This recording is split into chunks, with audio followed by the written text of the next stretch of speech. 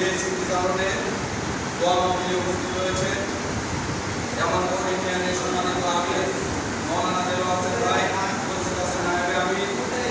আব্দুল সালাম, উপস্থিত আছেন সদর উপজেলার সেক্রেটারি, উপস্থিত আছেন বাংলাদেশ জামাত ইসলামী কেন্দ্রীয় মজলিসের অন্যতম সদস্য জয়পুরহাট 1 আসনে 5 মিনিট জয়পুরহাট সদর আসনের জামাত মনোনীত এমপি প্রার্থী বাংলাদেশ জামাত ইসলামী জয়পুরহাট জেলার কান্ডারি আগামী সংসদ নির্বাচনের এমপি প্রার্থী জননেতা ফজলুর রহমান সাইদ এবং উপস্থিত আমার সামনে দিনদার ভাইয়েরা, সকলের মধ্যে আন্তরিক সালাম, আসসালামু আলাইকুম ওয়া রাহমাতুল্লাহ। শুকরিয়া আদায় করছি মহান রব্বুল আলামিনের দরবারে, যে মহান রব্বুল আলামিন আমাদেরকে বিগত 17 থেকে 18 বছর পর মুক্ত ময়দানে শহীদের আত্মার মাগফিরাতে দোয়া মাহফিল করার সুযোগ করে দিলেন। সে মহান রব্বুল আলামিনের দরবারে লাখো কোটি শুকরিয়া আদায় করি আলহামদুলিল্লাহ। দরুদ পেশ করে মানবতার মুক্তিদূত সাইয়্যিদুল মুরসালিন খাতামুন নবীন, যিনি সর্বকালের সর্বশ্রেষ্ঠ নেতা, তিনি সর্বকালের সর্বশ্রেষ্ঠ রাজনীতিবিদ, তিনি সর্বকালের সর্বশ্রেষ্ঠ অর্থনীতিবিদ, তিনি সর্বকালের সর্বশ্রেষ্ঠ চরিত্রবান, তিনি সর্বকালের সর্বশ্রেষ্ঠ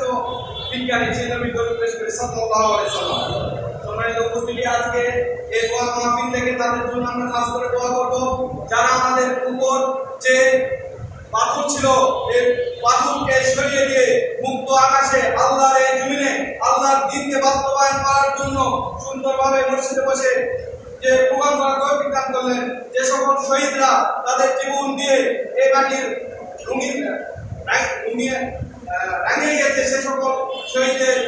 সর্বোত্তম শাহাদাত মর্যাদা কামনা করে আল্লাহুম্মা আমিন। সম্মানিত উপস্থিতি, আপনারা জানেন বাংলাদেশ 5 আগস্ট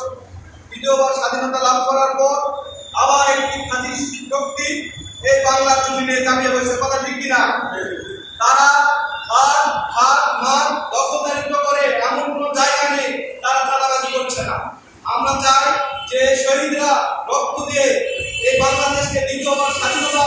দিয়েছেন আমাদেরকে, এই স্বাধীনতাকে রক্ষা করার দায়িত্ব আপনার আমার সবারই। আপনারা জানেন দীর্ঘদিন বিএনপি জামাত অনেক দল অনেক মত আন্দোলন করার পরও এই ফ্যাসিস্ট সরকারকে